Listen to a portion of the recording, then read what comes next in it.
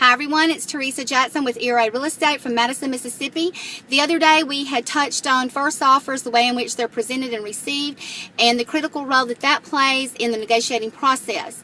We had talked before about, from a seller standpoint, that would be the way it's received and how sellers must be able to detach enough emotionally to work on through the negotiating process and get to their goal, which is their purchase price and terms that they want. Today let's look at it from the standpoint of the buyer. I'm your buyer's agent. You're my buyer. I have put your family and yourself in the car with me weekend after weekend, and we have looked at house after house after house, and we have finally found the one that you and your family love and want to make an offer on.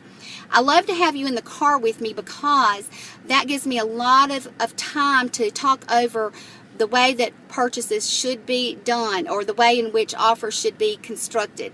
Many times buyers only have in the forefront of their mind lowest price offer. You know, let's just go in there with the absolute lowest offer that we can, and that really sets the tone for a confrontational negotiation. It's just not the way really to do it when there are so many other ways to construct it. You have to look at the whole picture here. When you purchase a home, it's not just the purchase price that you should be thinking about. It is closing costs, it is repairs and inspection reports, it's inspection reports. There's all different types that you can have done. Surveys on a property, if you want a fence constructed.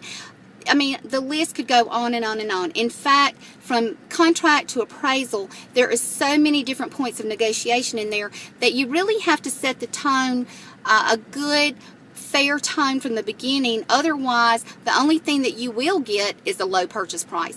But see, the way that it's really done is like this. If you offer just a little bit higher on that place, but ask for a little bit more in closing costs, you're getting the same thing, if you can hear what I'm saying here.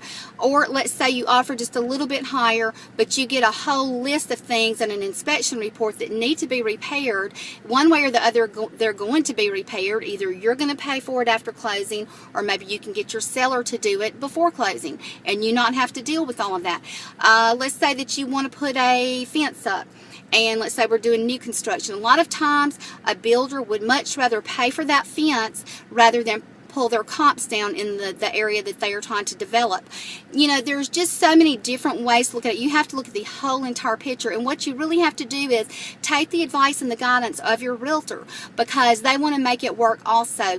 And most realtors are sophisticated enough this day and age to realize if you go in with the purchase price and knock the feet out from under a seller right off the bat, that you're not going to get much else. If you get that, then that's what you're going to get, and you're going to have to pay for everything else on your own.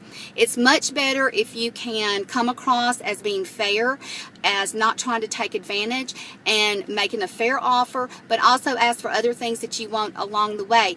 If you are that way from the beginning, you're much more likely to have a seller that's going to be accommodating in, say, your request for inspection repairs, or maybe even to split the cost of a fence, or maybe to split the cost of a survey, or maybe even to split the cost of a foundation report. There are so many different points of negotiation that it really is advantageous to you as a buyer to start out the first offers as being fair and try to work on through it, and just realize that you can probably pay about the same that you wanted to have invested in this place anyway, without the seller feeling like you're knocking the wind out of them with your first offer. My name's Teresa Jackson. You can contact me at 601-624-3019 or teresapjackson@gmail.com. I would love to hear from you. Thank you for listening, and have a great day.